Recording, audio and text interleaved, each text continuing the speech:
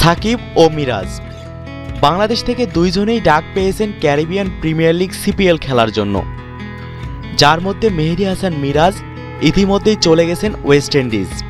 কিন্তু ভিসা নিয়ে সমস্যার কারণে সাকিব এখনও যেতে পারেননি।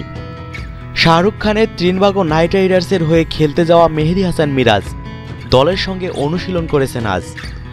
আজ সোমবার নিজের অফিসিয়াল ফেসবুক পেজে অনুশীলনের ছবি পোস্ট করেছেন মিরাজ। সেই সাথে ক্যাপশনে লিখেছেন, আমার সতীর্থদের সাথে অনুশীলনের সময়।